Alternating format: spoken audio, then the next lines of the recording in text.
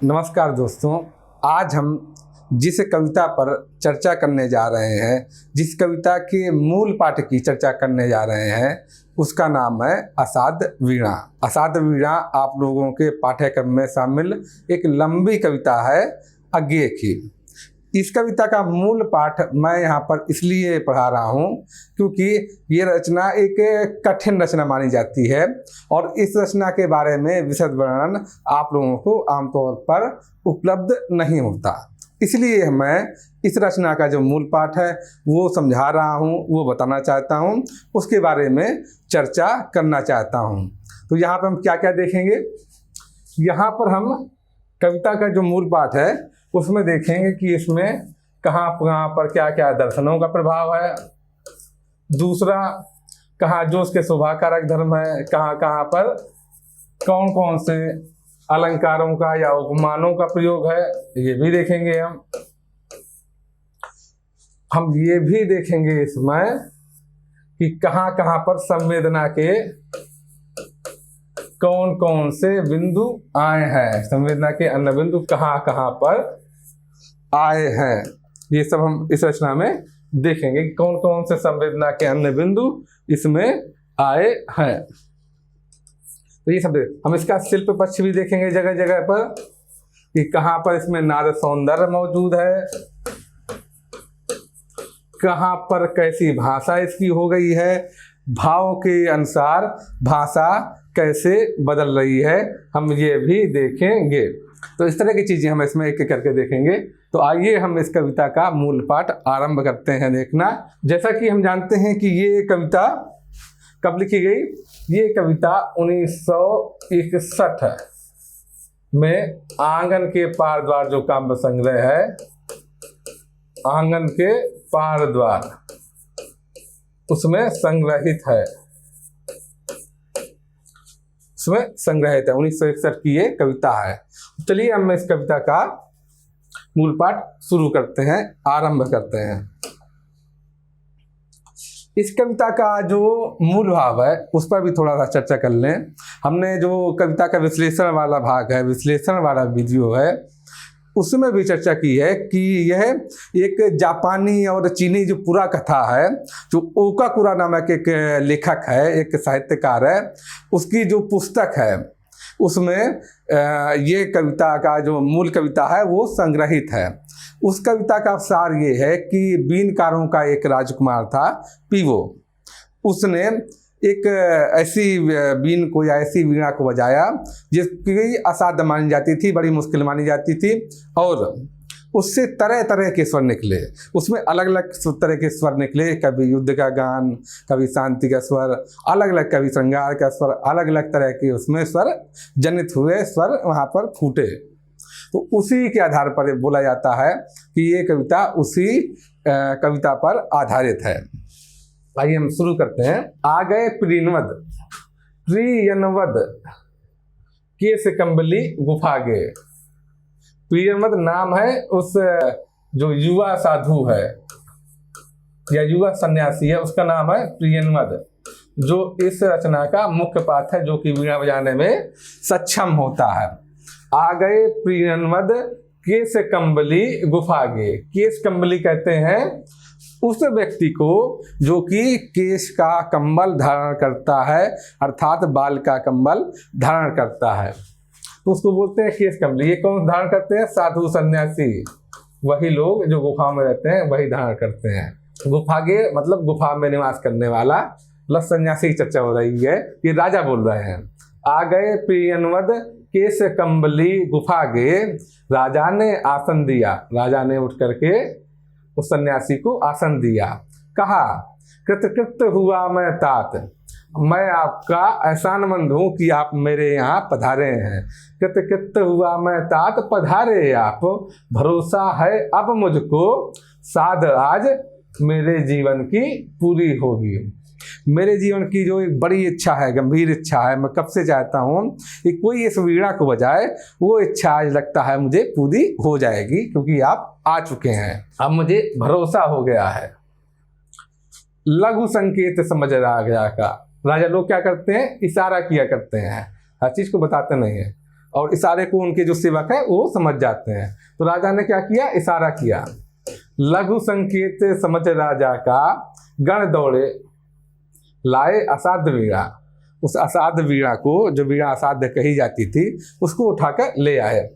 साधक के आगे रख उसको हट गए। उसको जो साधक यानी प्रिय अनुवद है जो, उसके आगे रख करके सेवक हट गए। सभी की उत्सुक आंखें, सभी की उत्सुक आंखें, उत्सुक क्योंकि उत्सुक आंखें इसलिए थी क्योंकि अब तक उस वीणा को असाध्य माना जाता था। अब तक उस वीणा को असाध्य माना जाता था, लेकिन अब लोगों को उम्मीद थी कि यह वीणा बजेगी, इस वीणा से स्वर फूटेंगे, इसलिए लोगों की आंखें क्या थी, उत्सुक थी। सभी की उत्सुक आंखें एक बार वीणा को लख लख मतलब देखकर टिक गई प्रिय अनुवद के चेहरे पर। पहले लोगों ने वीणा को देखा एक बार, फिर बजाने वाले के लिए प्रिय अनुवद के ऊपर टिक गई आंखें। अब उस वीणा के बारे में राजा चर्चा कर रहे हैं, उस वीणा के बारे में राजा चर्चा कर रहे हैं। और इसके माध्यम से आप देखेंगे कि यहाँ पर क्या चर्चा हो रही है। यहाँ पर जो वीणा है वो कैसे बनी, कहाँ से आई, कैसे बनी, कहाँ से आई है वो वीणा,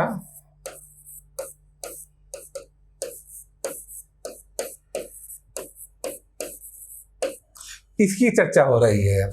और इसकी चर्चा के माध्यम से आगे क्या दिखाना चाहते हैं, आगे ये दिखाना चाहते हैं कि उस वीणा की परंपरा क्या है, उस वीणा में जो स्वर व्याप्त हैं, उस वीणा में जो स्वर व्याप्त हैं वो कहाँ से आए हैं।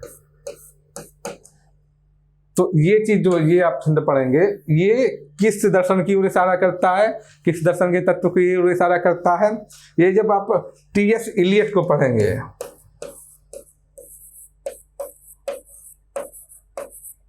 आप जब टी.एस. इलियट को पढ़ेंगे तो टी.एस. इलियट का जो दूसरा दर्शन है वो कहलाता है परंपरावाद। इसकी चर्चा हम लोग पहले भी कर चुके हैं। टी.एस. इलियट के जो दर्शन है, तीन दर्शन है, तीन सिद्धांत हैं उसके। पहला है निर्वैयक्तिकतावाद, दूसरा परंपरावाद और तीसरा वस्तुनिष्ठ समीकरण।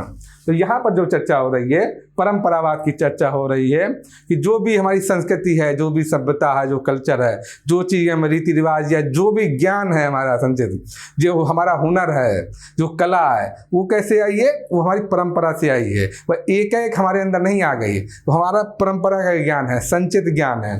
तो यहाँ पर भी ये बताने की कोशिश हो रही है कि वीणा में जो स्वर हैं, जो स्वर निकलेंगे वो कहाँ से आएंगे, वो परंपरा से आएंगे, वो परंपरा के स्वर हैं। ये इसमें दिखाया गया है। उसका जरिया क्या है, उसका जरिया ये है कि ये वीणा के माध्यम से बताया जा रहा है कि वीणा कैसे बनी, कहाँ से बनी, और जहाँ से बनी है वहीं से उसमें स्वर समाहित हैं।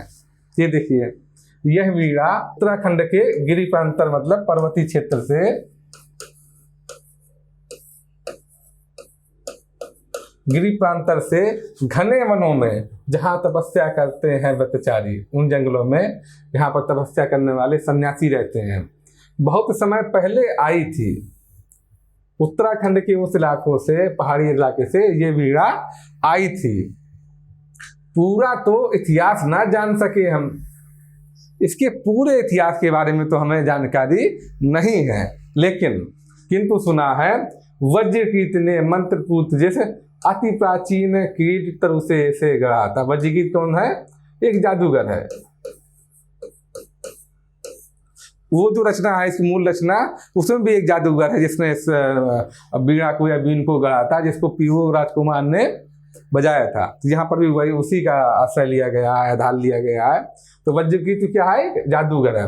वज्रकीर्त ने मंत्रपूत, मंत्र से पूरित करके जिस अति प्राचीन किरीटी तरु से इसे गढ़ा था। अति प्राचीन किरीटी तरु मतलब, किरीट का मतलब होता है मुकुट या ताज, किरीटी तरु का मतलब तरुओं का राजा, वृक्षों का राजा। तो अति प्राचीन किरीटी तरु से इसे गढ़ा था। अब जिस लकड़ी से, जिस वृक्ष की लकड़ी से ये वीणा गढ़ी गई है, अब उसके आगे उस सब की विशेषताएं, उस वृक्ष की विशेषताएं नीचे बताई जा रही हैं। इसके माध्यम से क्या परंपरावाद का यहाँ पर आपका प्रभाव दिखाई पड़ता है। उसके कानों में हिमशिखर रहस्य कहा करते थे अपने। इतना ऊंचा वृक्ष था कि जो पर्वतों की चोटियां थीं वो उससे बातें करती थीं, ऊंचाई बताई जा रही है उसकी।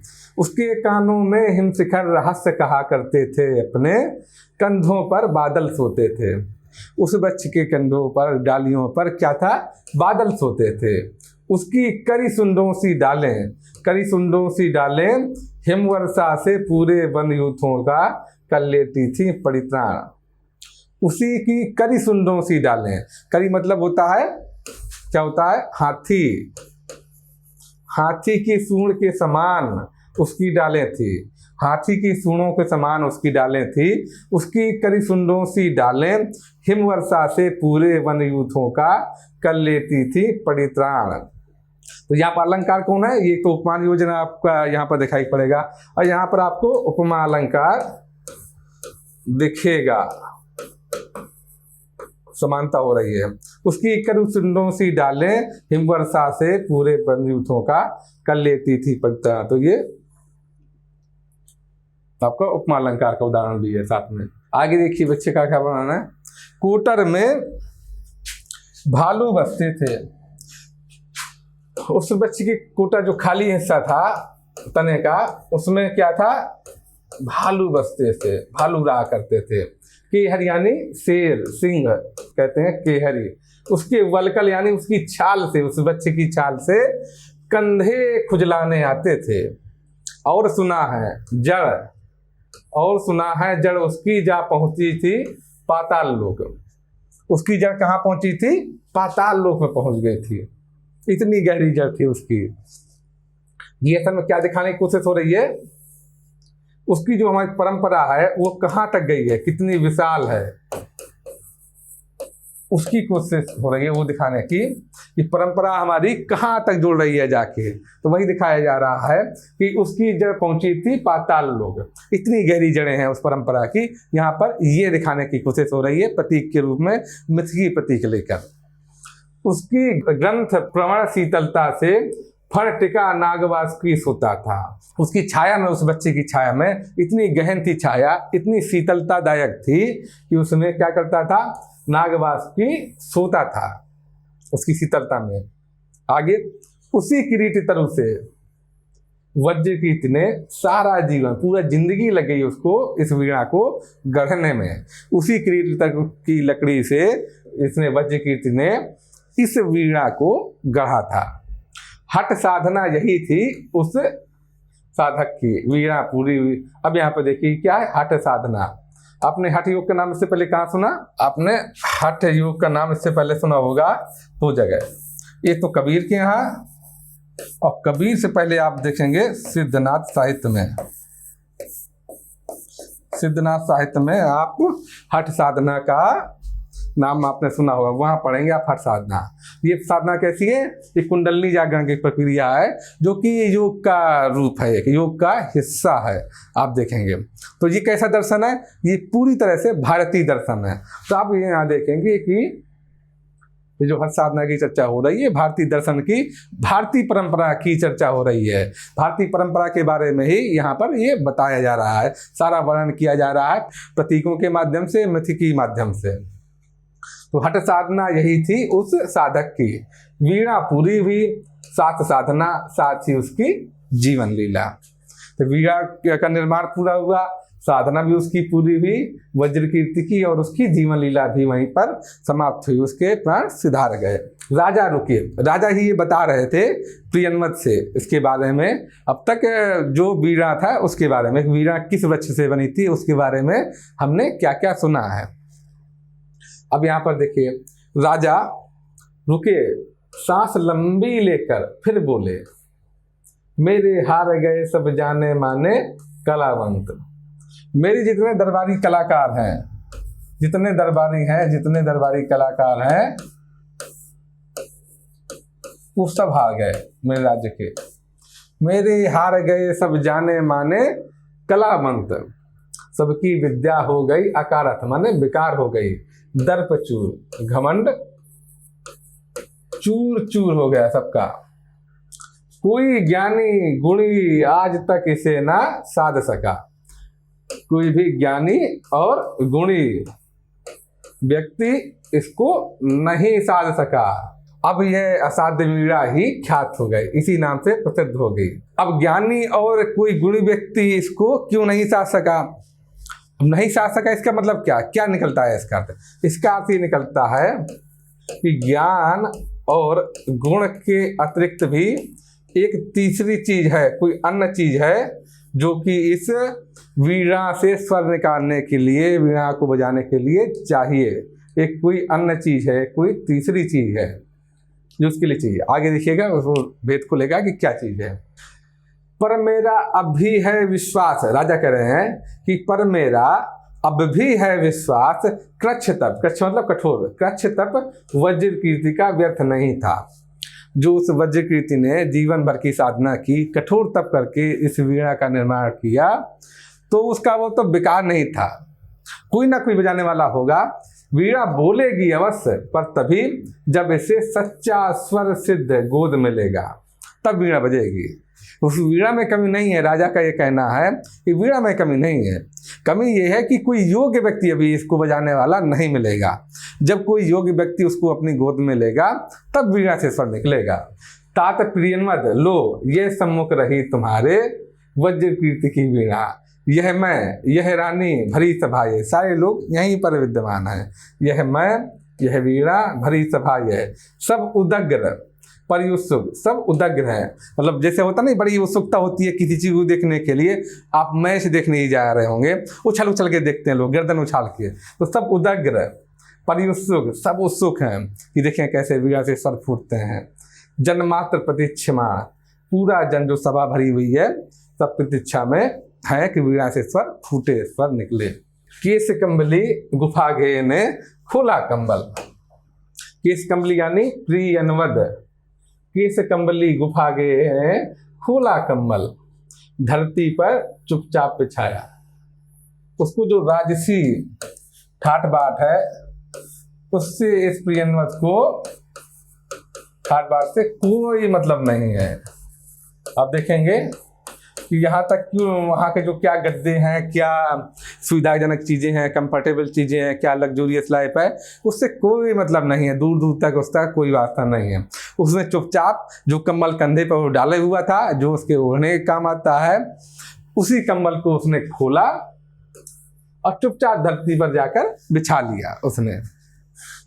वीणा उस पर रख, उसी कंबल पर वीणा रखकर, वीणा उस पर रख पलक मूंद कर, आंखें मूंदी उसने, पलकें मूंदी, प्राण खींच करके प्रणाम, अस्पर्श छुअन से छुए तार। पहली बात तो ये प्रक्रिया देखेंगे आप, वीणा उस पर रख पलक मूंद, आंखें मूंदी, प्राण खींच करके प्रणाम।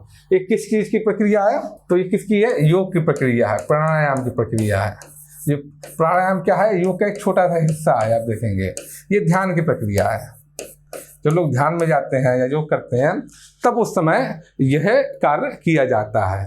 तो वीणा उस पर रख पलक मूंद कर प्राण खींच करके प्रणाम। अब देखिए आगे, अस्पर्श छुअन से छुए तार, अर्थात उसका वीणा से संपर्क तो हो रहा है, वीणा के तारों से संपर्क तो हो रहा है, लेकिन कैसा संपर्क हो रहा है?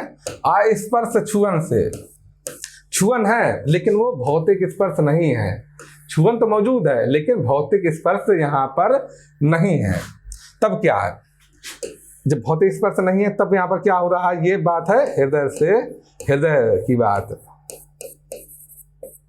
तब ये होगी हृदय से हृदय की बात।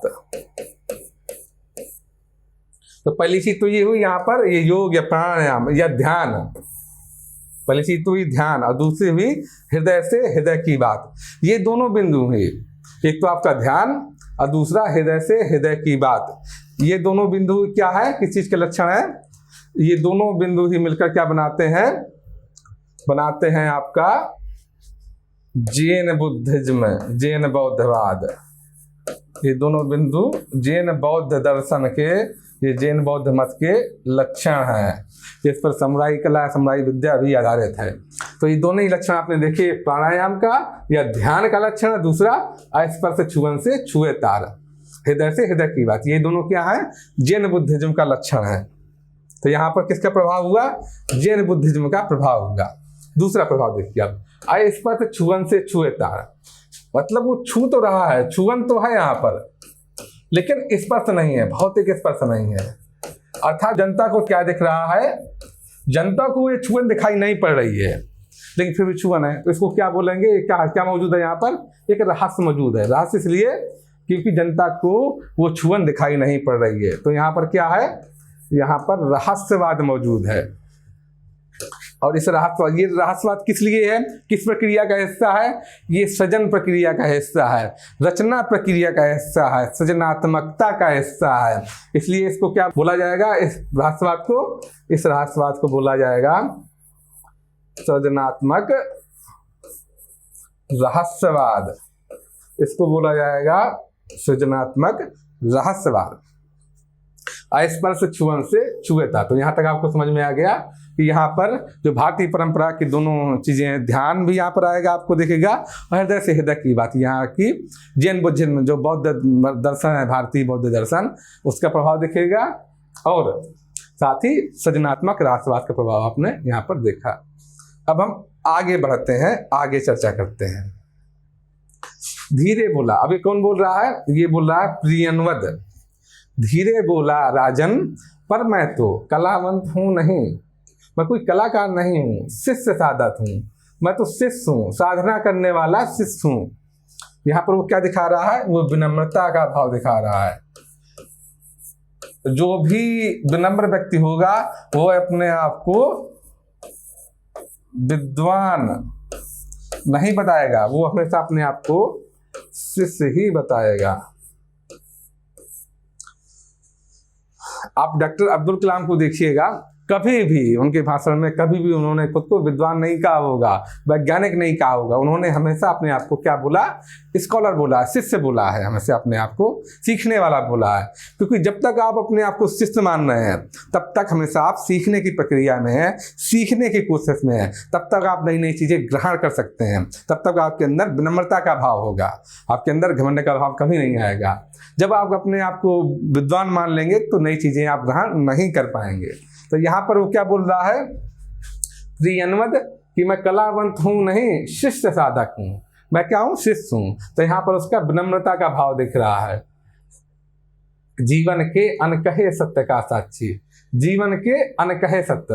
अनकहे सत्य क्या मतलब है, अनकहे सत्य का अर्थ है कि ऐसा सत्य जिसको वर्णित नहीं किया जा सकता। अनकहे सत्य का साक्षी, वर्णित न किया जा सके, जीवन के अनकहे, जिसको अब तक वर्णित न किया गया हो, वर्णित न किया गया हो। अनकहे सत्य का साक्षी, मैंने उसको महसूस किया, देखा है साक्षी भाव से, लेकिन इसको वर्णित नहीं किया जा सकता। जीवन के अनकहे सत्य का साक्षी, वज्रीकृति, प्राचीन किरीट तरु, अभिमंत्रित वीणा, यह उसके बारे में बोल रहा है, वीणा के बारे में। प्रियनवद, ध्यान मात्र इन सब चीजों का, तीनों चीजों का, वज्रकृति, प्राचीन किरीट तरु, अभिमंत्रित वीणा, ध्यान मात्र इनका तो गदगद विह्वल कर देने वाला है।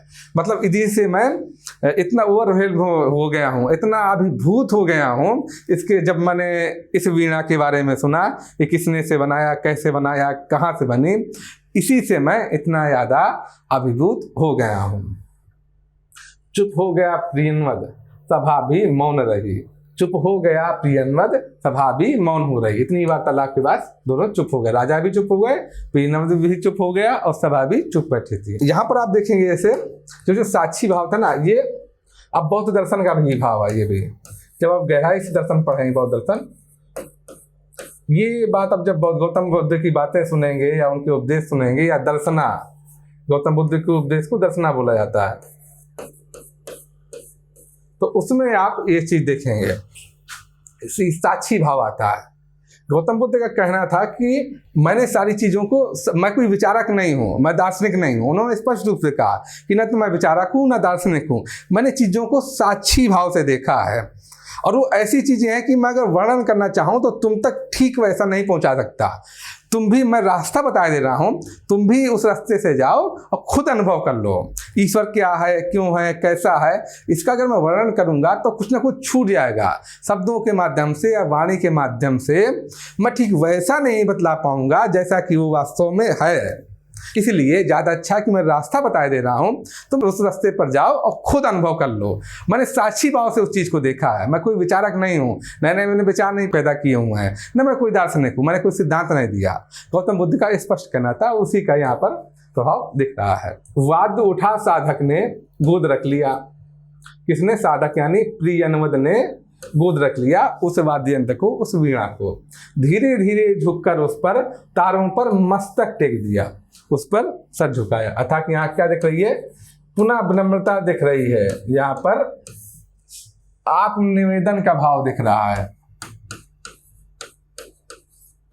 आत्मनिवेदन का भाव दिख रहा है। उसके अंदर जरा भी घमंड नहीं है, दर्प नहीं है, आत्मनिवेदन का भाव दिख रहा है, जो कि बड़ा आवश्यक चीज है। जब आप रचनाशीलता देखेंगे, रचनात्मकता की प्रक्रिया देखेंगे, तो पहली चीज क्या है? पहला है कि रचनाकार के पास अर्हता होनी चाहिए, और अर्हता के लिए सबसे जरूरी चीज क्या है? आत्मनिवेदन का भाव होना चाहिए, विनम्रता होनी चाहिए रचनाकार के मन में। तो यहां पर आप देखिए, धीरे धीरे झुक उस पर तारों पर, वीणा के तारों पर मस्तक टेक दिया। सभा चकित थी। अरे प्रियनवद क्या सोता है?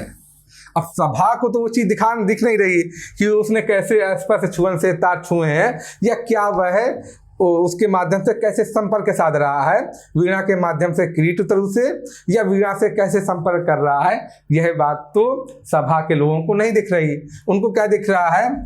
सभा चकित थी। अरे प्रियनवद क्या सोता है? क्या प्रियनवद सो गया? केश कंबली, प्रियनवद जो केश कंबली है, अथवा होकर पराभूत, मतलब हार मानकर, हार गया। पराभूत मतलब पराजित हो गया है। पराभूत झुक गया वाद्य पर, हार मान करके वाद्य यंत्र पर झुक गया है। वीणा सचमुच क्या है? असाध्य। क्या वीणा सचमुच असाध्य है कि प्रियनवद केश कंबली भी उससे स्वर निकालने में समर्थ नहीं हुआ। पर उस स्पंदित सन्नाटे में, लेकिन सच्चाई क्या थी? पर उस स्पंदित सन्नाटे में, सन्नाटा भी है और इसका विशेषण देखिए, स्पंदित सन्नाटा। स्पंदित सन्नाटे का मतलब क्या क्या खुलता है यहाँ? एक तो ये कि सन्नाटे में भी स्वर है, उसमें भी स्पंदन है। सन्नाटे का मतलब शून्य नहीं है, सन्नाटे का मतलब शून्य नहीं है, उसमें भी स्वर है, उसमें भी स्पंदन है। दूसरा स्पंदन की वजह क्या थी? जो सभा बैठी हुई थी उसकी वजह से स्पंदन था, जो लोग सोच रहे थे, बार बार बात कर रहे थे, स्पंदन। पर उस स्पंदित सन्नाटे में मौन प्रियनवद क्या था? मौन था, चुपचाप था। प्रियनवद बिल्कुल मौन था। मौन प्रियनवद साध रहा था वीणा? नहीं। यहाँ पर प्रश्न पूछा गया है, मौन प्रियनवद साध रहा था वीणा? उत्तर है नहीं। तब क्या कर रहा था प्रियनवद? स्वयं अपने को शोध रहा था। वह वीणा में संशोधन नहीं कर रहा था, वह वीणा में संशोधन नहीं कर रहा था, बल्कि स्वयं में, वह स्वयं में संशोधन कर रहा था। वो क्या कर रहा था? आत्मशोधन कर रहा था।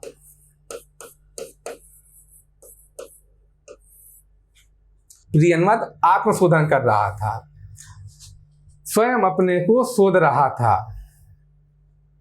तो रचना प्रक्रिया के दौरान हमने पहली शर्त क्या देखी थी? पहली शर्त थी कि अर्हता होनी चाहिए, आत्मनिवेदन का भाव होना चाहिए। दूसरी शर्त यहां से क्या निकल के आई? कि आत्मशोधन करना आवश्यक है।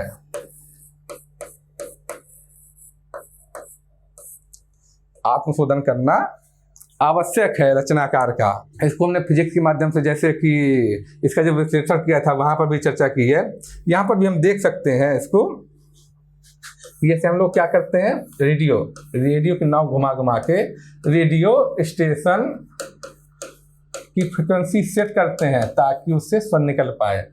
तो उसके लिए क्या करना पड़ता है? हमको आत्मशोधन करना पड़ता है, अर्थात रेडियो की नाव घुमानी पड़ती है। रेडियो का परिष्कार करना पड़ता है, हमें सेट करनी पड़ती है फ्रिक्वेंसी। इसी तरह क्या कर रहा था, ये एक मोटा सा एग्जाम्पल दिया, भौतिक माने भौतिक एग्जाम्पल।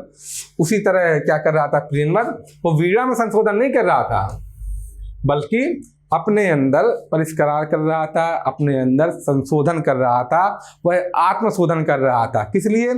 ताकि आत्मशोधन करने के बाद वह स्वयं को उसके साथ, वीणा के साथ या वीणा के माध्यम से क्रीड तरु, या कहिए कि जो महाशून्य महामौन है, परम सत्ता है, उसके साथ संलयन कर सके, उसके साथ खुद को संलयित कर सके, उसके साथ फ्रिक्वेंसी प्रियनवद की मैच कर सके। क्योंकि बिना ये किए हुए वीणा से स्वर नहीं फूटने वाले, बिना इसके वीणा से स्वर नहीं फूटेंगे, बिना इसके रचना प्रक्रिया संभव नहीं हो पाएगी।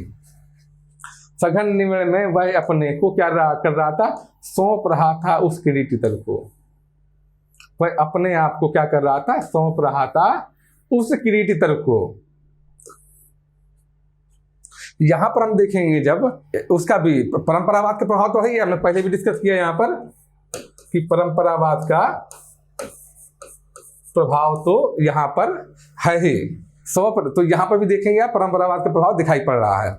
सौंप रहा था उस किरीटी तर को, वो अपने को उस किरीटी तर को ही सौंप दे रहा था, वो उसमें संशोधन, वीणा में संशोधन नहीं कर रहा था, ताकि आत्म परिष्कार हो सके।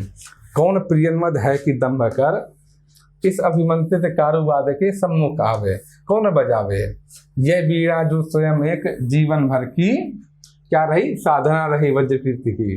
भूल गया था केश कंबली राज्यसभा को, भूल गया था केश कंबली राज्यसभा को, कंबल पर अभिमंत्रित एक अकेलेपन में डूब गया था, जिसमें साक्षी के आगे था जीवित वही किरीट तरु। आप देखिए यहां पर क्या स्थिति आ रही है कि प्रियनवद कहां बैठा हुआ है, भौतिक रूप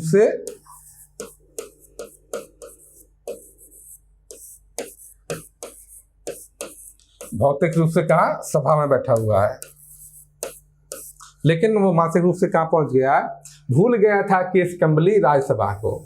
वो राज्यसभा में कौन बैठा है कौन नहीं बैठा उससे उसे कोई मतलब नहीं था, वो सबको भूल गया था। कंबल पर अभिमंत्रित एक अकेलेपन में डूब गया था, जिसमें, और अकेलेपन में कौन कौन था, जिसमें साक्षी यानी प्रियनवद के आगे था जीवित वही किरीटी तरु, वही किरीटी तरु जिसमें वो सारे स्वर समाये हुए हैं, वही उसके आगे थे। तो अब वो भले भौतिक रूप से पूरी सभा मौजूद है, राजा रानी अन्य सभागण, लेकिन वास्तव में वहां पर कौन है, वास्तव में यहाँ पर प्रियनवद बैठा हुआ है, और उसके सामने कौन सा है, वो किरीटी तरु है। बस दो लोग हैं वहां पर, दो लोग आपस में एक दूसरे के सामने मौजूद है, और वहां पर संलाप चल रहा है, एकलाप चल रहा है। जिसकी, अब उसी के वर्णन आने लगा पेड़ का, जिसकी जड़ वासुकी के फण पर थी आधारित, जिसके कंधों पर बादल सोते थे, और कान में जिसके हिमगिरी कहते थे अपने रहस्य, संबोधित कर उस तरु को करता था नीरव एकालाप प्रियनवद। नीरव मतलब बिना शब्द के,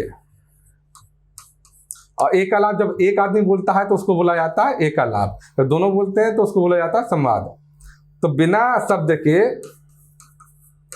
क्या कर रहा था, नीरव एकालाप प्रियनवद कर रहा था, बिना शब्द के एक तरह से बातें कर रहा था प्रियनवद, इससे उस पेड़ से बातें कर रहा था उस सभा में।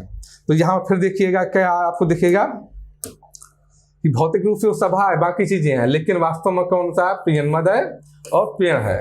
तो यहाँ पर फिर से आपको सृजनात्मक रहस्यवाद दिखेगा, क्यों जनता को वो पेड़ दिखाई नहीं पड़ रहा, ना वो वार्तालाप सुनाई पड़ रहा है, जो नीरव एकालाप है, नीरव बिना शब्द का जो एकालाप है, वो जनता को सुनाई नहीं पड़ रहा है।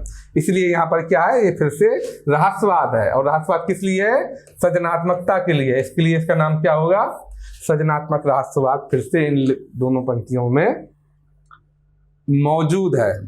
अच्छा, खाली इसमें सृजनात्मक रहस्यवाद नहीं है, वो जो दोनों बातें मैंने बोली थी कि हृदय से हृदय तक जो है, और ध्यान यानी एकाग्रचित्त होकर बैठने की बात है, वो दोनों चीजें यहाँ पर मौजूद है। तो यहाँ क्या साथ में है, जैन बुद्धिज्म, जैन बौद्धवाद भी है साथ में, इन दोनों पंक्तियों में जैन बौद्धवाद बौद्ध मत का भी प्रभाव है। साक्षी भाव से देख रहा है वो, और एक आलाप हो रहा है। ओ विशाल तरु, ये एक आलाप चल रहा है, मतलब कि यह प्रियनवद बोल रहा है उस तरु से। ओ विशाल तरु, सत सहस्त्र पल्लवन पतझड़ों ने जिसका नित रूप संवारा। मतलब सैकड़ों बार, हजारों सालों से इस पर पतझड़ आया। पतझड़ में क्या होता है, पुराने पत्ते झड़ जाते हैं और फिर उसके बाद क्या होता है, नए पत्ते आते हैं, तो नया रूप आता है पेड़ का। सत सहस्त्र पल्लव पतझड़ों ने जिसका नित रूप संवारा। कितनी बरसातों, कितने खग्यों, मतलब जुगनुओं ने, न जाने कितनी बरसातों में जुगनुओं ने इसकी आरती उतारी है। दिन भौरे कर गए गुंजरित, न जाने कितने भौरे यहाँ से गुंजायमान होकर गए हैं। रातों में झिल्लियों ने अनथक मंगल गान सुनाए। जो झिल्ली की आवाज देखते हैं ना बारिश में होती है, तो उसी की चर्चा हो रही है। सांझ सवेरे अनगिन अनचिन्हे खग कुल, पक्षियों के समूह ने, की मोद भरी कीड़ा काकली, जो पक्षी आपस में खेलते हैं तो जो आवाजें निकालते हैं। डाली डाली को कपा गई, इसकी डाली को कपा गई, इसकी डाली के अंदर वो स्वर समाये हुए हैं। वो दीर्घकाय, तो विशाल आकार के, वो पूरे झारखंड के अग्रज, इस पूरे इलाके के तुम अग्रज बड़े भाई।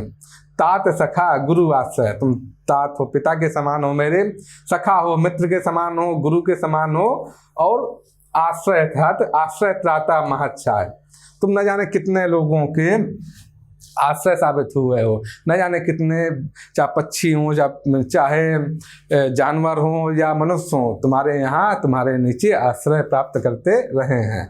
महच्छाय, हमारी छाया बहुत बड़ी है।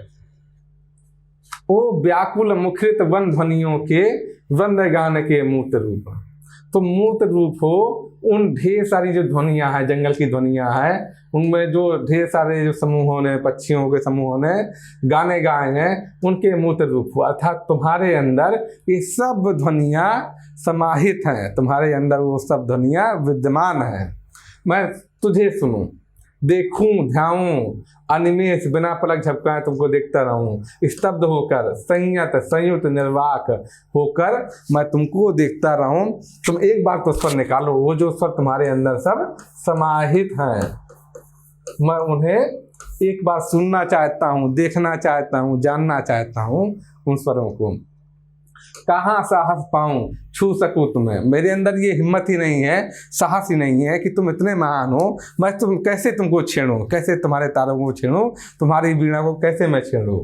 मेरी तेरी काया को छेद बांध कर रची गई वीणा को, किस स्पर्धा से हाथ करे आघात, कैसे उसको मेरे हाथ छेड़े।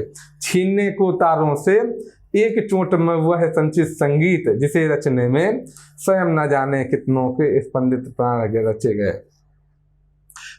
कैसे मैं उस संगीत को निकाल पाऊं इस वीणा से, उस संगीत को जिसकी रचना में न जाने कितने लोगों के प्राण चले गए। ये देखिए लाइन वही बता रही है। नहीं नहीं, ये एकालाप कर रहा है, मतलब प्रियनवद बोल रहा है उस विशाल तरु से, उस किरीट तरु से। नहीं नहीं, वीणा यह मेरी गोद रखी है, ये मेरी गोद में वीणा रखी है जो तुमसे बनाई गई है। किंतु मैं ही तो, भले ये मेरी गोद में रखी है, किंतु मैं ही तो तेरी गोद बैठा मोद भरा बालक हूँ, लेकिन सच में मैं तुम्हारी गोद में बैठा हुआ बालक हूँ। हे तरुतात, ओ तरुतात, संभाल मुझे, मुझे संभालो, मेरी हर किलक पुलक में डूब जाए, मैं सुनूं गुनूं विस्मय से भरकर आंकूं, तेरे अनुभव का एक एक अंतास्वर, तेरे दोलन की लोरी पर झूमूं, मैं तन्मय होकर घूमूं। गा तू, तुम गाओ, तेरी लय पर मेरी सांसें भरें, पूरे रीतें विश्रांति पाएं। भरें मतलब स्वर से आह्लादित हो जाएं, भर जाएं, पूर जाएं, पूर्ण हो जाएं, रीतें भर जाएं। कोई जब पात्र भर जाता रीते उसे बोला जाता है। विश्रांति पाएं, शांति पाए, उसे शांति मिले। तो एक तरह से क्या कर रहा है, जो प्रियनवद है वह क्या कर रहा है, रिक्वेस्ट कर रहा है, प्रार्थना कर रहा है उस किरीट तरु से कि तुम इस वीणा के तारों में उतर के आओ। मैं तुमको तुम्हारे साथ जबरदस्ती करके स्वर नहीं निकाल सकता, मैं आदेश नहीं दे सकता, मैं तुम्हारे सामने किस तरह विनम्र हूँ, किस तरह तुच्छ हूँ।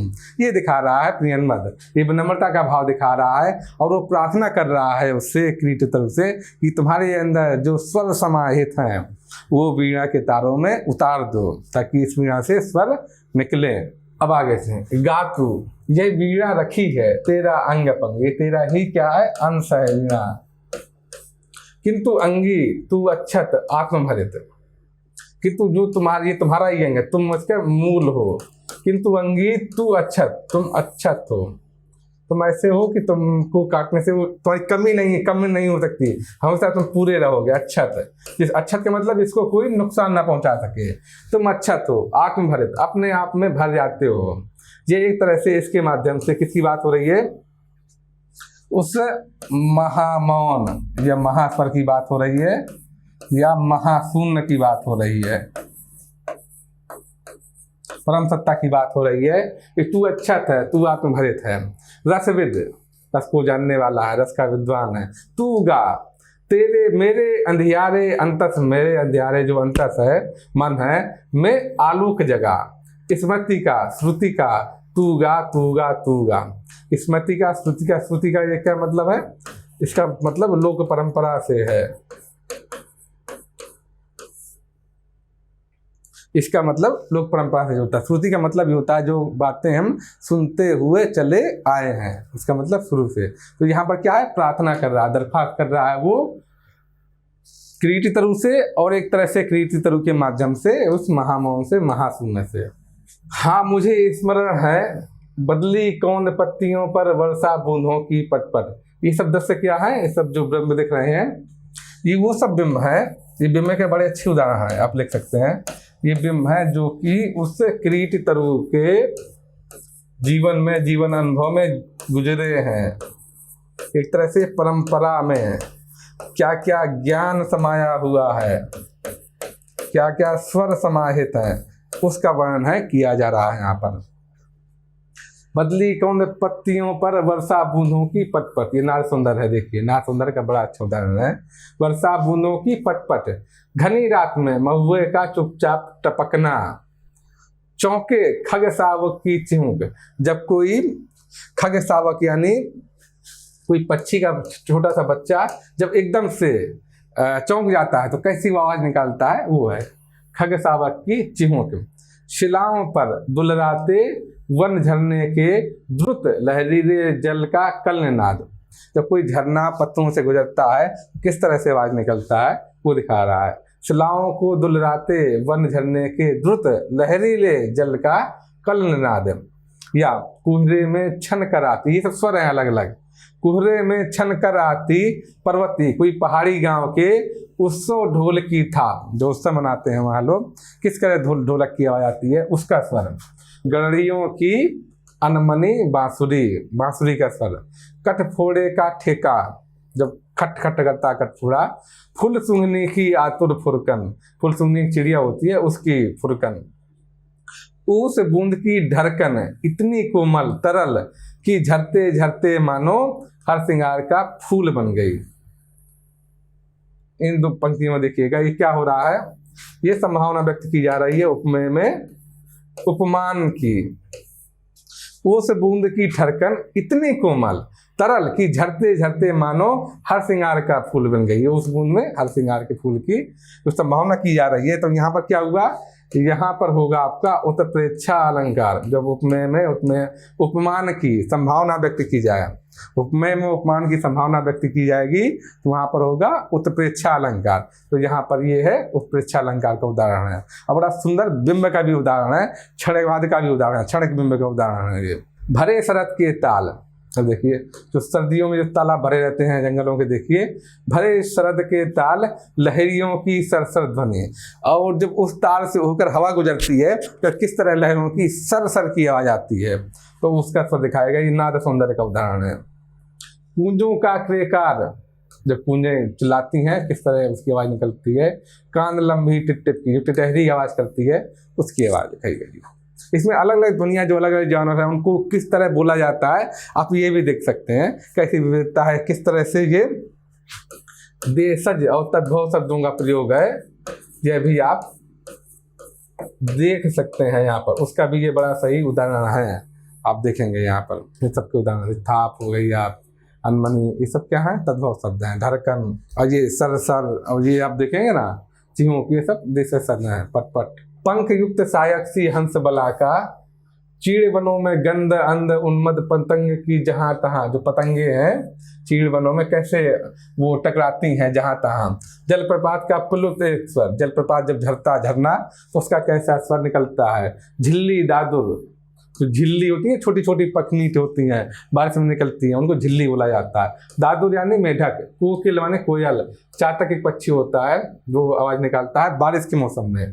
चातक की झंकार, पुकारों की यति में। संस्कृत की साय साय, संस्कृत मतलब संसार की, साय साय उसका भी एक स्वर है अपना, तो दिखाया है यहाँ पर।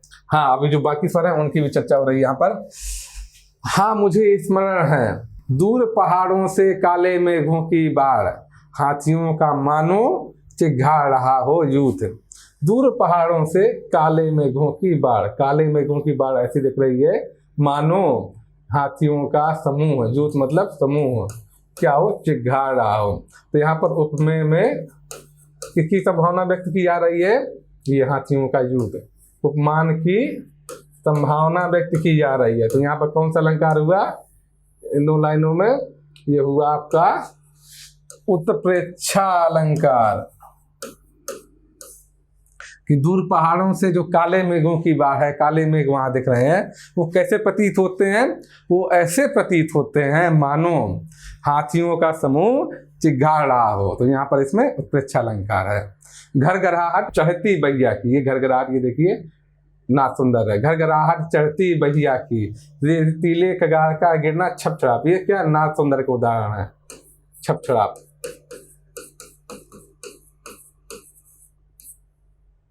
झंझा की फुफकार, तप्त पेड़ों का अरराकर टूट कूट कर गिरना, पोले की कर्री चबत, ये देखिएगा ये सब देशज शब्द हैं, या अररा कर गिरना ऐसे या देशज शब्द हैं।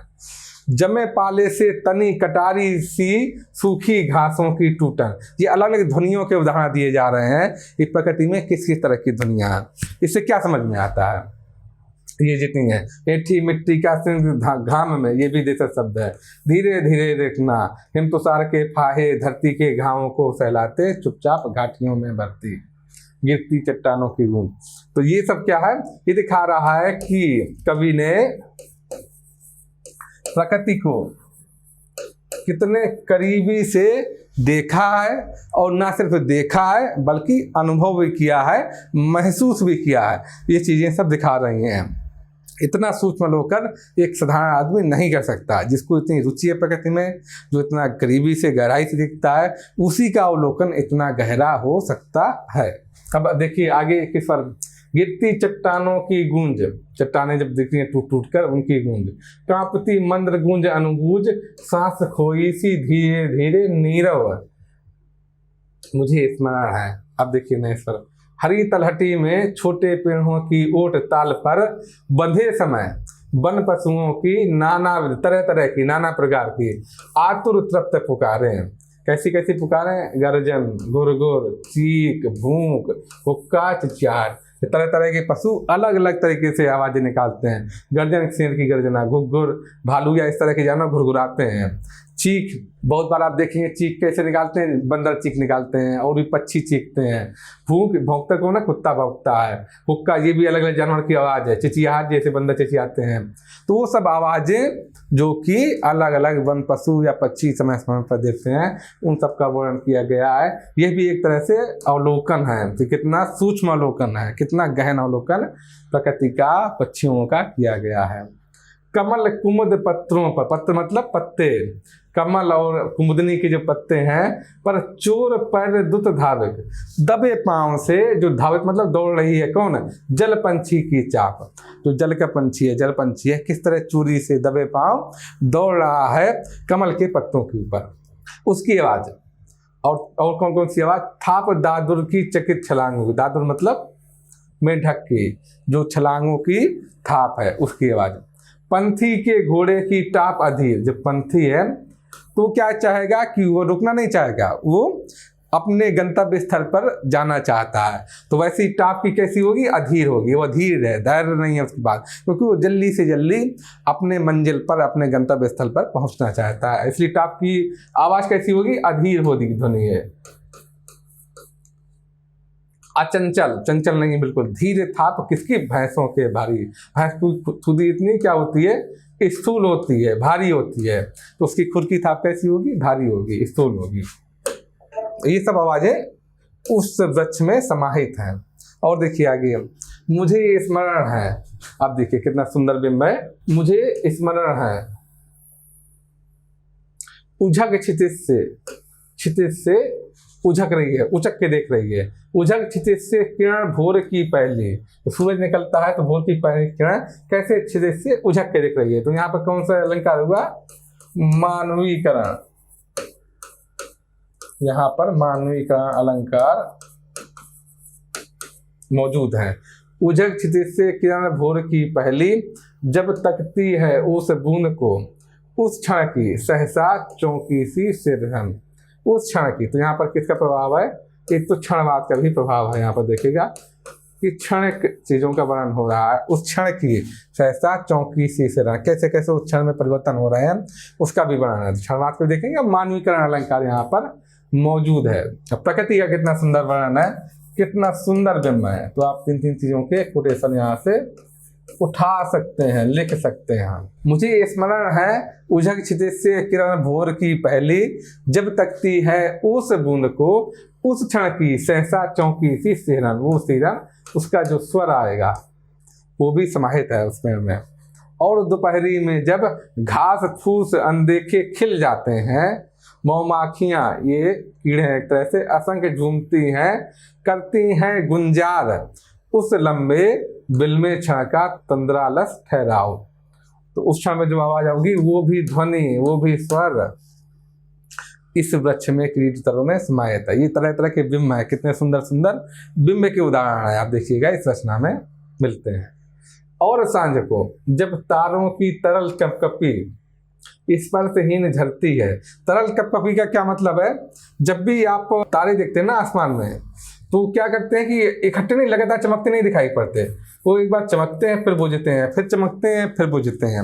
और अगर हवा चल रही है तो आप एक बार देखिए, आपको तारा दिखेगा फिर एकदम पूरा लगेगा कि तारे खिसक गए हैं, तो वो हवा के प्रभाव के कारण होता है। और चूंकि इतना दूर है तो लगातार हमको लगातार चमकते हुए नहीं दिखते, टिमटिमाते हुए दिखते हैं। इसलिए क्या है, यहाँ पर है तरल कपकपी, कपकपा रहे हैं तारे। जब तारों की तरल कपकपी स्पर्शहीन झरती है, मानो नभ में तरल नयन ठिठकी, निशंक सवस्सा युवती माताओं के आशीर्वाद, उस संध्य निमिष की पुलकन लीलमा।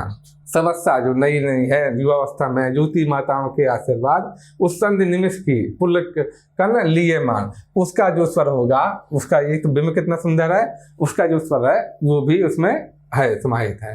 ये सब उस स्वरों के उदाहरण है कि कौन कौन से स्वर इसमें समाहित हैं। आगे भी देखिएगा इसी तरह से स्वर के उदाहरण है। मुझे स्मरण है और चित्र प्रत्येक स्तब्ध विजड़ित करता है मुझको, सुनता हूँ मैं, पर हर स्वर कंपन लेता है मुझको, मुझसे शोक वायु सा नाद भरा मैं उड़ जाता हूँ। प्रियनाथ बोल रहा है कि हर स्वर कंपन लेता है मुझको शोक, वायु सा नाद भरा मैं उड़ जाता हूँ। कैसे मैं उसमें खो जा रहा हूँ, यह है प्रियनाथ बोल रहा कि मैं उस किरीट तरु के माध्यम से जब मैं साक्षी भाव से उसके सामने बैठा हूँ तो मैं सब कुछ सुन पा रहा हूँ, देख पा रहा हूँ, जान पा रहा हूँ, जो कि इस वृक्ष ने क्या किया, अनुभव किए हैं।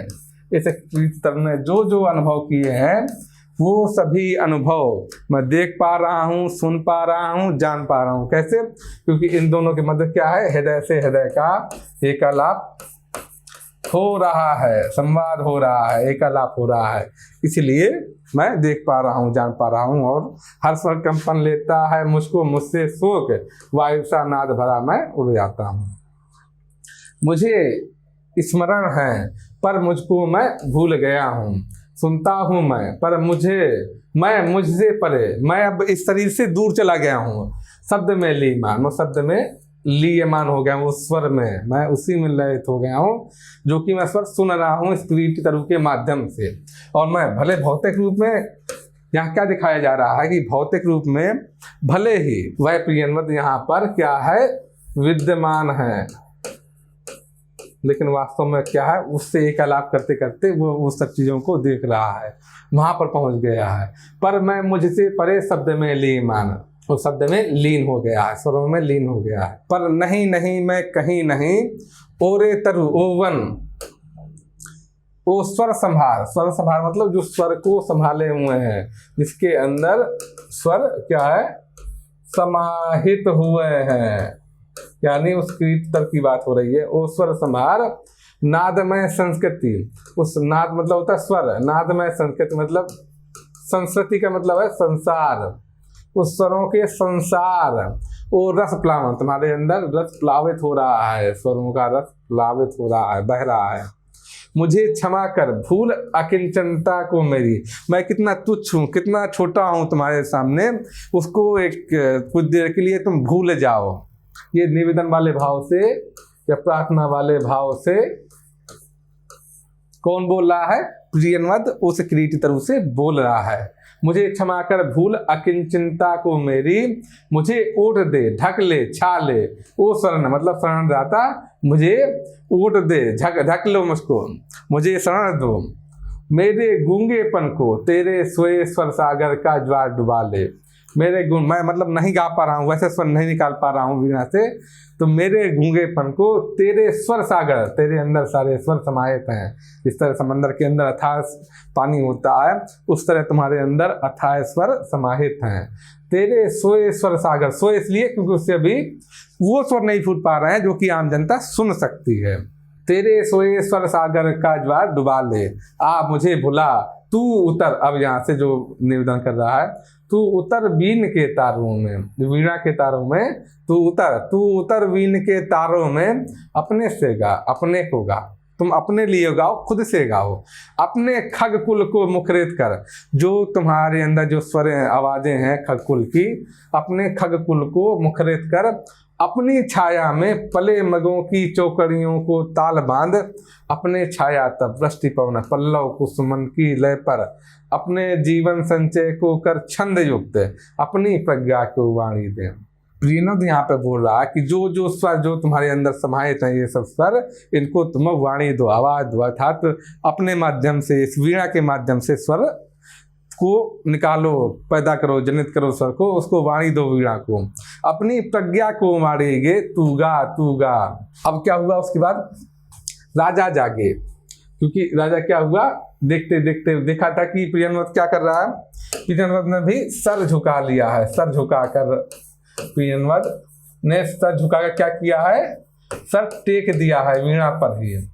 तो राजा को लगा था कि, अब बाकी लोगों को लगा था कि प्रियनवद क्या सो गया है, लेकिन वो क्या कर रहा था, वो एकालाप कर रहा था, वो खुद को आत्मशोधित करके अंतर्लयित कर रहा था, संलयन कर रहा था वो किरीटी तरु के माध्यम से, और उस माध्यम से वो एकालाप कर रहा था और संपर्क साध रहा था उस किरीटी तरु से।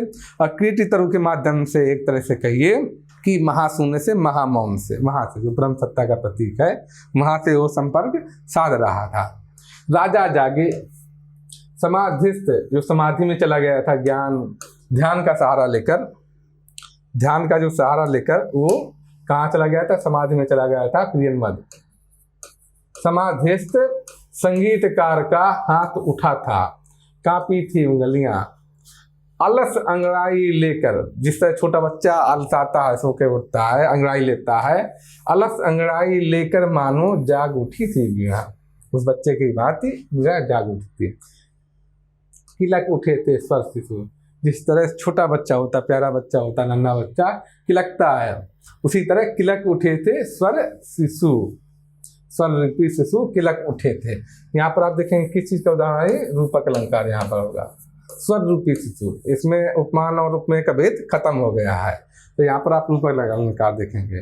किलक उठे थे स्वर शिशु, नीरो पद रखता था जालिक मायावी, सधे करों से धीरे धीरे डाल रहा था जाल, हेमकरणों से, अर्थात उस वीणा से उस किरीट उत्तर क्या कर रहा था, धीरे धीरे उससे स्वर डालने चालू किए थे, स्वर निकलने आरंभ हो गए थे वीणा के। नीरो पद रखता, नीरो पद मतलब बिना आवाज के पद रखता हुआ जालिक माया हुई, अर्थात उस पर उस वीणा में जो किरीट उत्तर था वो स्वर डालना आरंभ कर रहा था। सहसा वीणा झंझना उठी। अब भौतिक रूप से कैसे क्या हुआ वो दिखाया जा रहा है, क्योंकि अभी जो चल रहा था वो भौतिक रूप से नहीं था, वो पूरा पूरा क्या था, रहस्यवाद था। वो रहस्यवाद इसलिए क्योंकि वह आम जनता को दिखाई नहीं पड़ रहा था, वह अभी तक सिर्फ प्रियन्मत ही देख पा रहा था, वही जान पा रहा था कि क्या चल रहा है, तो रहस्यवाद कहलाया जाएगा। सहसा वीणा झंझना उठी, संगीतकार की आंखों में ठंडी पिघली ज्वाला सी झलक गई। यहाँ देखिए कैसा विशेषण है, ठंडी भी है,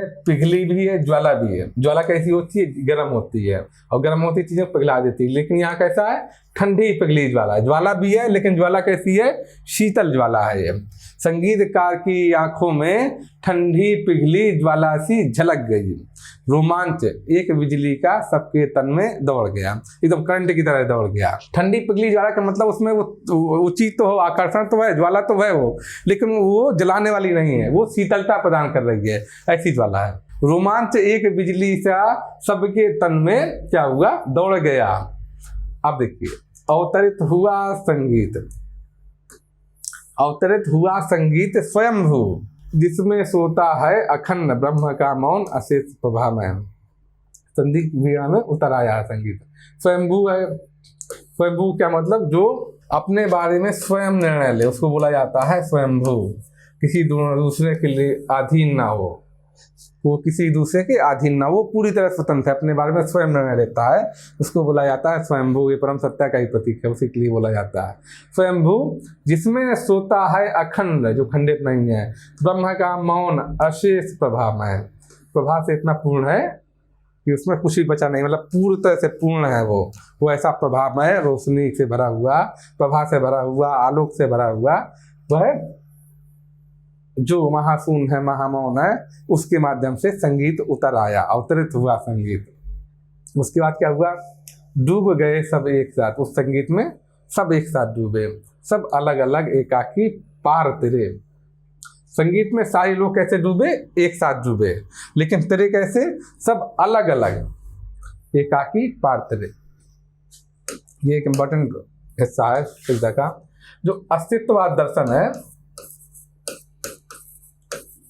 वो दर्शन क्या कहता है, वो कहता है कि प्रत्येक व्यक्ति का मूल व्यक्तित्व भिन्न है, और इस भिन्नता के कारण ही दुनिया में प्रत्येक व्यक्ति दूसरे से अलग है।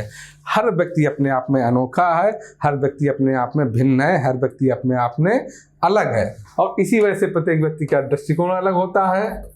एक ही चीज के प्रति हर व्यक्ति का दृष्टिकोण अलग होगा, हर व्यक्ति की पसंद अलग अलग होगी, और हर व्यक्ति इसलिए निर्णय अलग अलग लेता है, अपने रुचि के अनुसार लेना चाहिए, उससे अलग अलग निर्णय लेना चाहिए। दूसरे को देख के या दूसरे के कहे अनुसार उसको निर्णय नहीं लेना चाहिए।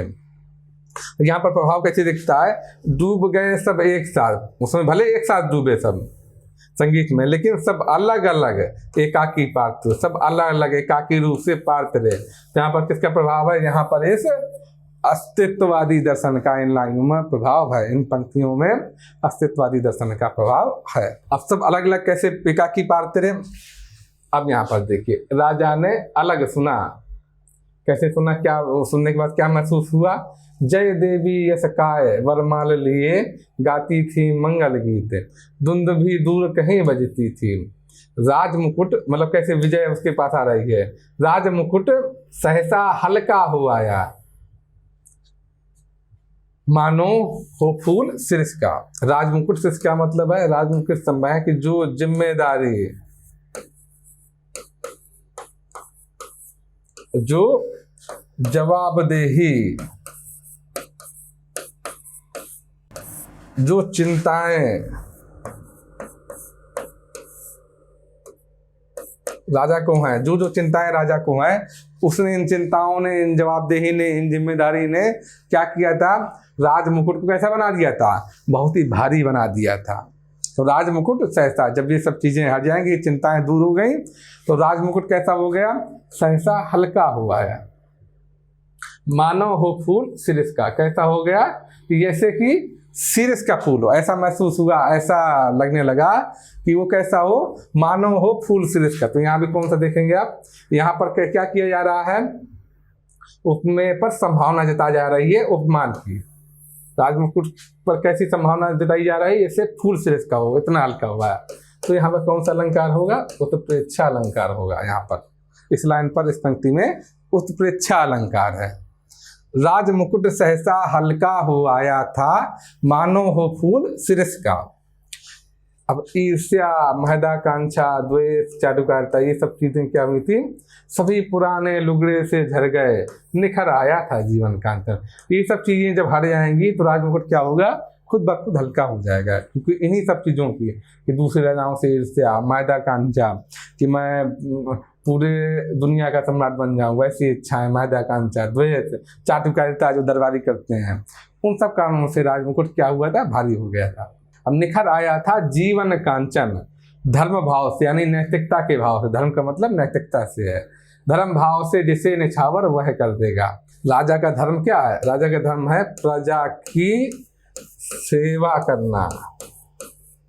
प्रजा का शोषण करना राजा का धर्म नहीं है, प्रजा की सेवा करना ही राजा का धर्म है। यही धर्म क्या है, लोक सेवक का भी धर्म यही है कि प्रजा की, उसके तो नाम ही रखा गया है लोक सेवक, कि लोक यानी जनता की सेवा करे वो। तो राजा का धर्म है कि वह जनता की सेवा करे, प्रजा की सेवा करे, इसलिए राजा बनाया जाता है। तो धर्म भाव से जिसे वो निछावर कर देगा। अब सबने अलग अलग सुना था, तो क्या हुआ, रानी ने अलग सुना। क्या सुना, छटती बदली में एक कौन कह गई।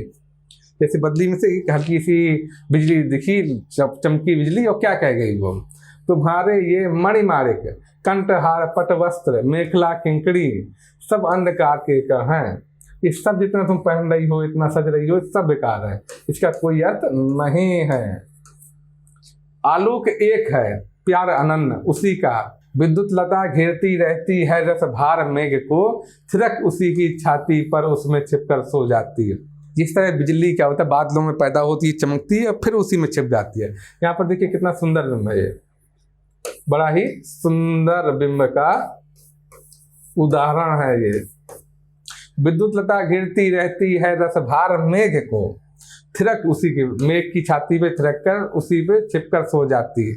आश्वस्त सहज विश्वास भरी, बड़े आश्वस्त के साथ, बड़े विश्वास के साथ रानी उसी तरह प्रेम से उसे राजा के साथ उस प्रेम को साधेगी। वो इस सब चीजों पर अब ध्यान नहीं देगी। सबने अलग अलग संगीत सुना। जितने भी लोग बैठे थे कहाँ, सभा में, जितने भी लोग वहां पर मौजूद थे, सबने अलग अलग संगीत सुना। इसको एक आदमी क्या लगा, वह कृपा वाक्य था प्रभुओं का, वो ईश्वरी वाक्य की तरह लगा। ईश्वरी वाक्य जो बड़े बड़े सन्यासी या ऋषि बोलते हैं ना, तो वो कृपा वाक्य था प्रभुओं का। एक को, दूसरे को अलग, उसको आतंक मुक्ति का आश्वासन, दूसरे को जैसे अभयदान मिल गया हो, आतंक मुक्ति का आश्वासन मिल गया हो।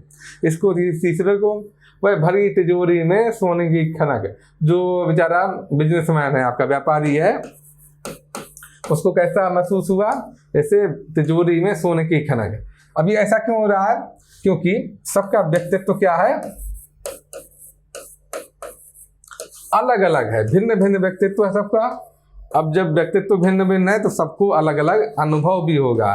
एक ही संगीत से सबको अलग अलग अनुभव प्राप्त होंगे, सबको अलग अलग अनुभव प्राप्त होंगे। यहाँ पर क्या है, ये अस्तित्ववाद के उदाहरण है। अस्तित्ववाद का प्रभाव भी यहाँ पर दिख रहा है कि सबका व्यक्तित्व अलग अलग है, इसलिए सबको अनुभव भी अलग अलग दिखेंगे। इसको हम फिजिक्स के माध्यम से अगर देखें तो एक ही आईना पर जब अलग अलग एंगल से हम देखते हैं, अलग अलग जगह खड़े होकर देखते हैं चीज़ें, तो हमें अलग अलग दृश्य दिखेगा, अलग अलग चीज़ें दिखेंगी। जबकि आईना क्या है, या दर्पण क्या है, आपका दर्पण एक ही है, एक ही जगह दर्पण लगा हुआ।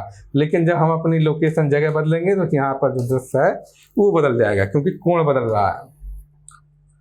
कोण बदलने से चीज़ें दृश्य बदल जाएंगे, इसलिए जब दृष्टिकोण बदलेगा तो चीज़ें भी भिन्न भिन्न दिखाई पड़ेंगी। और अलग अलग व्यक्ति हैं तो दृष्टिकोण भी सबका अलग अलग होगा। उसे बटुली में बहुत दिनों से अन्न की सूंदी खुद बुद, किसी एक को नई वधि की सहमी सी पायल ध्वनि, किसी दूसरे को शिशु की कलकारी। तो देखिए सभ्य व्यंग्य के उदाहरण है ये सब, इतने सब दिखाए जा रहे हैं, सब सभ्य व्यंग्य के उदाहरण है, चाहे सोने की खनक हो, चाहे खुदबुद हो, चाहे पायल ध्वनि हो, ये सब सभ्य व्यंग्य के उदाहरण हैं। आप उदाहरण लिख सकते हैं।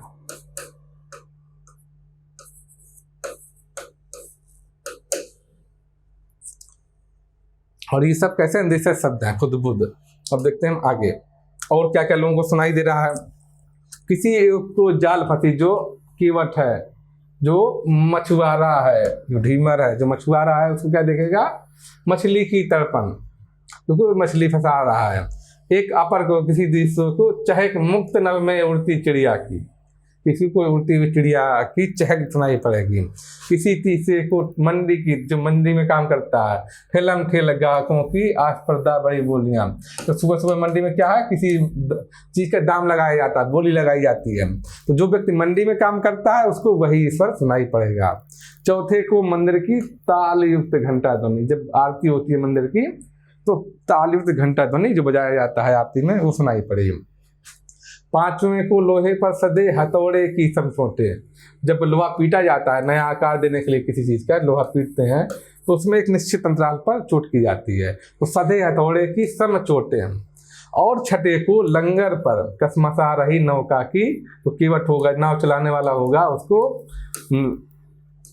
जो नौका बंदी होती है उस पर जो लहरें टोकर मारती हैं बार बार, उस पर जो आवाज आती है वो स्वर सुनाई पड़ा, वो स्वर समझ में आया।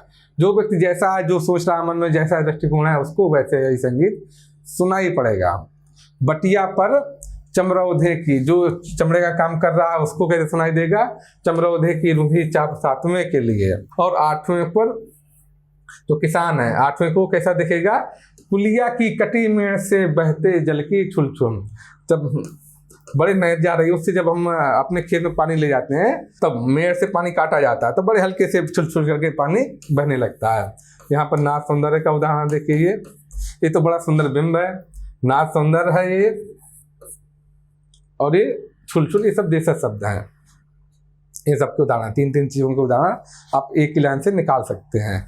इसे गमक नट्टिन की, जो नट्टिन क्या नाच दिखाती है, उसको जो घुंघरू मार कर नाच दिखा रही है, तो उसकी नट्टिन की गमक, तो बार बार जमीन पर ठोकती है आवाज, अपनी एड़ी ठोकती है तो जो आवाज निकलती है उसको बोलते हैं नट्टिन की गमक। और किसी अन्य को, जो युद्ध करने वाला है, योद्धा है, उसको क्या सुनाई पड़ा, युद्ध का ढोल। तो सबको अलग अलग सबका दृष्टिकोण है, सबको अलग अलग स्वर समझ में आया, सबको अलग अलग स्वर सुनाई पड़ा। और देखिए, इसे समझा, जो गाय चराने वाला है, इसे समझा गोधूल की लघु टुनटुन, गाय के बल जो गले में आपको घंटी बंधी रहती है उसको वो टुनटुन आवाज करती है। उसे प्रलय का डमरू नाद, किसी दूसरे को प्रलय का डमरू नाद। इसको जीवन की पहली अंगराई और उसको महाजन्म विकराल की, जो बच्चा है उसके जीवन की पहली अंगराई है, और जो बूढ़ा है, मृत्यु प्राप्त होने वाला है, उसे महाजन्म, विशाल जीव निकाले, महाजन्म विकराल काल। सब डूबे सारे लोग डूबे तेरे उस संगीत में, सारे लोग क्या हुए, सारे लोग डूबे, सब डूबे उस स्वर में, उस संगीत में। तेरे झिपे जागे हो रहे वंशवद, स्तब्ध, सारे लोग स्तब्ध हुए। इयत्ता, सबकी अलग अलग जाति, ये एक दार्शनिक शब्द है इयत्ता, जो तथा वैसे क्या है इयत्ता। इयत्ता मतलब जो मूल व्यक्तित्व है, जो व्यक्ति का ओरिजिनल व्यक्तित्व है, उसको बोलेंगे इयत्ता। इयत्ता सबकी अलग अलग जागी, अलग अलग ढंग से जागी, संगीत हुई, इकट्ठी हुई, पा गई विलय, और उसका विलय हुआ। इयत्ता सबकी अलग अलग जागी, संगीत हुई, पा गई विलय। भाई जब वीणा स्वर निकला तो सबकी इयत्ता अलग अलग जागी, जब वीणा शांत हो जा रही है तो सारे स्वर मिलके फिर महामौन में या महाशून्य में संगीत हो जा रहे हैं, सब इकट्ठे होकर विलय होते जा रहा है, इनका विलीन होते जा रहे हैं। पा गई विलय, फिर से विलय पा गई, सब स्वर फिर से इकट्ठे हो गए। और जैसा कि मैंने बताया ही था, एग्जाम्पल लिए, ये प्रिज्म से किरण गुजरते हैं तो ये क्या है, रंगहीन है किरण। जो प्रकाश कैसा होता है, रंगहीन, लेकिन जब इससे गुजरता है तो कितना 7 रंगों में दिखाई पड़ता है, 7 रंगों में होते और भी रंग हैं, लेकिन हमको 7 रंग ही दिखाई पड़ते हैं। और बाद में वही प्रकाश जब इकट्ठा हो जाता है तो फिर क्या हो जाता है, रंगहीन हो जाता है। तो 7 रंग का प्रकाश इकट्ठा होकर फिर रंगहीन बना देता है। वैसा ही जब वीणा से स्वर फूटे, सबको अलग अलग सुनाई पड़े, अब बस बाद में इकट्ठा होके सब इकट्ठे विलीन हो गए, विलय हो गया सबका। तो एकता सबकी अलग अलग जागी, संगीत हुई पा गई विलय। वीणा फिर मूक हो गई। वीणा क्या हुई? फिर से मूक हो गई वीणा, अर्थात फिर से चुप हो। जब विलय हो गया संगीत का, तो फिर से महाशून्य में सारे स्वर चले गए। तो वीणा फिर से क्या हुई? मूक हो गई। साधु साधु राजा सिंहासन से उतरे। जब वीणा का स्वर राजा ने सुना, तो राजा प्रसन्न होकर, वीणा फिर से चुप हो गई, राजा सिंहासन से उतरे। रानी ने अर्पित की सतलड़ी माल, जनता विह्वल होकर कह उठी धन्य। हे स्वर रजित, जो स्वर को जीत गया, उसे स्वर जीत बोलते हैं। तो स्वर जीत धन्य धन्य, कि तुमने उस वीणा से स्वर निकाला, तुमको धन्य हो। हे स्वर जीत धन्य धन्य। संगीतकार, अब संगीतकार के बारे में सुनिए। संगीतकार यानी प्रियनवद। संगीतकार वीणा को धीरे से नीचे रख ढक मानो, गोदी में सोए शिशु को पालने डालकर, मुग्धा माँ हट जाए बीच से दुर्गाती। ये कितना सुंदर बिंब है, देखिए। जब कोई बच्चा रो रहा होता है, तो उसको उसकी माँ सुलाती है थपकी दे देकर, और जब वो सोने लगता है, तो उसको फिर पालने में रखा जाता है। और इतने आहिस्ते से माँ पालने में उसको रखती है कि कहीं वो जग ना जाए, इतने हल्के से, इतने आहिस्ते से। उसी चीज का बिंब उतारा गया है कि वीणा को संगीतकार कैसे बच्चे की तरह एकदम जैसे बच्चे को पालने में रखते हैं, उसी तरह वीणा को रख रहा है। वीणा को धीरे से रख ढक मानो, गोदी में सोए शिशु को पालने डालकर, मुग्धा माँ, जो बच्चे पर मुग्ध है, हट जाए डीठ से। डीठ मतलब नजर से दुलारती हुई दूर हट जाए। उसी तरह संगीतकार उठ खड़ा हुआ। तो ये बड़े सुंदर बिंब का उदाहरण, अद्भुत बिंब है ये।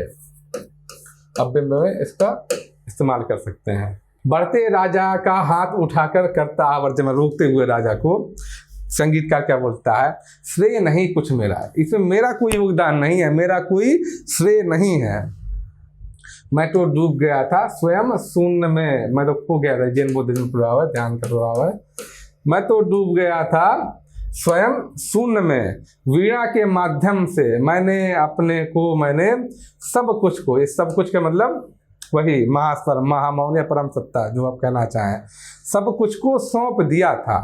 सुना आपने जो, वो मेरा नहीं न वीणा का था, वह तो सब कुछ की तत्ता थी। सुना आपने जो, वह मेरा नहीं न वीणा का था। ये चीज ये लाइन किसकी तरफ दिखा रही है? वह तो सब कुछ की तत्ता थी। ऐसे दो दर्शन जो इलियट का आपने पढ़ा, इलियट के दोनों दर्शनों का प्रभाव यहाँ पर दिखेगा। एक निर्वय यक्तिकतावाद, ये कहता है कि कवि के अनुभव खुद के अनुभव नहीं होते, बल्कि वह अपनी संवेदनशीलता से, अपनी भावना से दूसरे के अनुभवों को ग्रहण करता है और फिर उसको पाठकों के सामने प्रस्तुत करता है। कवि का उतना ही सिर्फ इस्तेमाल है जैसा कि H2 + SO3, बल्कि क्या बनता है H2 SO4 में जितना योगदान प्लेटिनम का है, ये निर्वैयक्तिकतावाद में इलियट ने बताया है। तो यहाँ पर ये देखिए प्रियनवद क्या बोल रहा है? प्रियनवद वही चीज बोल रहा है कि श्रेय नहीं कुछ मेरा, मेरा कोई भी श्रेय नहीं, मेरी हालत प्लेटिनम की जैसी है। श्रेय नहीं कुछ मेरा, मैं तो डूब गया था स्वयं शून्य में, वीणा के माध्यम से अपने को मैंने सब कुछ उसको सौंप दिया था। अब देखिए, सुना आपने जो, वह मेरा नहीं था, इसमें मेरा नहीं है कुछ योगदान, ना वीणा का, ना ही वीणा का है। तो यहाँ पर वही जो निर्वैयक्तिकतावाद की जो स्थिति है, यहाँ पर उसका प्रभाव दिखता है। दूसरा जो दर्शन का दूसरा सिद्धांत था, वो है परंपरावाद। जब ना मेरा है ना वीणा का, तो फिर आया कहाँ से, है क्या चीज आखिर? इसका उत्तर ये परंपरावाद देगा कि वो सारा ज्ञान, वह स्वरास्वर किसका? परंपरा का है। हमारी संस्कृति क्या है? हमारी संस्कृति ज्ञान, कला, संगीत सब संजोए हुए है, ये उसका है, वहां से स्वर फूटे हैं। वह तो सब कुछ की तत्ता थी, वह तो सब कुछ की तत्ता थी। ये तत्ता भी क्या है? बौद्ध दर्शन का है। ये बड़ा बौद्ध दर्शन है, इसको समझने के लिए बहुत समझ चाहिए। अभी मैं बता दूं, तत्ता का मतलब जो जैसा है वैसे ही दिखाया जाए। तो वो उस सब कुछ की तत्ता थी, जो महामौन है, महास्वर है, उसी का ये था, उसी का संगीत था, उसी की तत्ता है ये ना मेरा है ना वीणा का है। तो यहाँ पर आपको दोनों प्रभाव देखेंगे, निर्वैयक्तिकतावाद और परंपरावाद, दोनों का प्रभाव देखेगा। आगे देखिए, उस सब कुछ के बारे में बताया जा रहा है। महाशून्य वो कैसा है? महाशून्य है, वो महाशून्य है, लेकिन सारे स्वर उसी में समाये हुए हैं। महाशून्य वो है महामौन, अविभाज्य, जिसे विभाजित नहीं किया जा सकता, अनाप्त जो हर जगह व्याप्त है, अद्रवित जिसको द्रवित न किया जा सके, अप्रमेय जिसको मापा ना जा सके, वो ऐसा है। वो एक तरह से परम सत्ता को भी दिखा रहा है कि हर जगह वो व्याप्त है, हमारे अंदर भी, तुम्हारे अंदर भी, सब जगह पर वो व्याप्त है। जो शब्दहीन शब्द में गाता है, जो शब्दहीन कैसा है? शब्द में गाता है। जो शब्दहीन ये है, जो शब्दहीन शब्द में गाता है, जो शब्दहीन है, इसमें आवाज नहीं है। जैसा कि मैंने बताया था, प्रकाश कैसा है? रंगहीन है, लेकिन सब में गा रहा है वो, उसके अंदर सारे स्वर मौजूद हैं, सबके अंदर वही है, वही स्वर पैदा कर रहा है। सारे लोगों के अंदर जो भी प्राणी मात्र हैं, चाहे वृक्ष हो, चाहे पशु हो, चाहे पक्षी हो, चाहे मनुष्य हो, सबके अंदर वही स्वर पैदा कर रहा है। यद्यपि देखने में वो कैसा है? शब्दहीन है। ठीक उसी तरह इससे प्रकाश रंगहीन है, लेकिन जब उससे गुजारते हैं पृथ्वी से तो उसमें 7 रंग दिखते हैं, लेकिन वैसे जब 7 रंग मिल जाते हैं तो फिर वो शब्दहीन, वो रंगहीन हो जाता है। वैसे ही जो शब्दहीन दिख रहा है महामौन, उसमें सारे के सारे स्वर मौजूद हैं, उसी से सारे स्वर उत्पन्न होते हैं और उसी में सारे स्वर तिरोहित हो जाते हैं। उसी में सारे स्वर उसी में उत्पन्न होते हैं महामौन में, और उसी में क्या होते हैं? तिरोहित हो जाते हैं सबके सब स्वर उस महामौन में ही।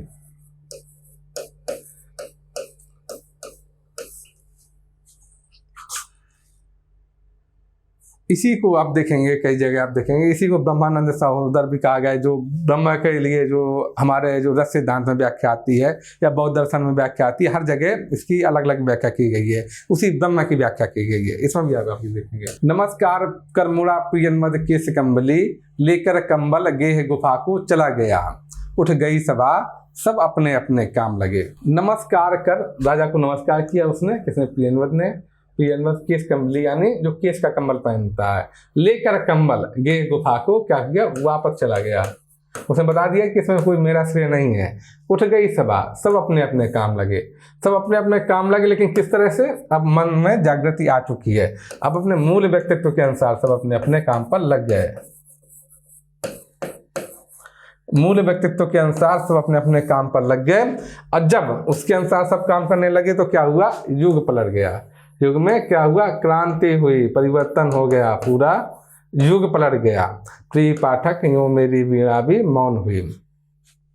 ये किस ओर संकेत करता है? ये इस ओर संकेत करता है कि युग में कोई ऐसा व्यक्ति आता है जो इस तरह से बताता है लोगों को, इस तरह से जागृति फैलाता है कि लोग अपने मूल व्यक्तित्व को पहचानते हैं और उससे पूरा युग पलट जाता है।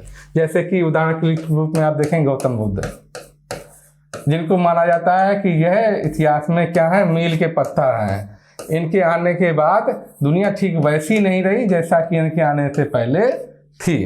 तो इस तरह के जो प्रियनवद है, केस कंबली है, वो गौतम बुद्ध जैसे लोगों का एक उदाहरण है, उस तरह से प्रतीक है ये प्रियनवद या केस कंबली। इस तरह के लोग बहुत कम आके हैं दुनिया में, जो पूरी दुनिया को परिवर्तित कर जाते हैं, बदलाव ले आते हैं दुनिया में। आपने देखा कि ये जो कविता है असाध्य वीणा, ये पढ़ी, ये देखी, ये समझी, इसमें कौन कौन से दर्शन थे, कौन कौन से कहाँ कहाँ अलंकार थे, कहाँ बिंब थे, कहाँ किस चीज़ का प्रतीक है, वो सब हमने डिस्कस किया। और एक बार पूरी कविता, क्योंकि ये कविता बड़ी महत्वपूर्ण है, इसीलिए ये कविता पढ़नी जरूरी थी, तो यहाँ पर ये सब हमने देखा। बाकी आप जो दूसरे वीडियो में इस कविता का विश्लेषण है, संवेदना पक्ष, शिल्प पक्ष, दर्शन और भी जो चीज़ें हैं, वो सब आप दूसरे वीडियो में देख सकते हैं। अज्ञेय के बारे में भी एक वीडियो है, उसको भी देख सकते हैं। अब यहाँ पर हम इसको यहीं पर छोड़ते हैं। नमस्कार।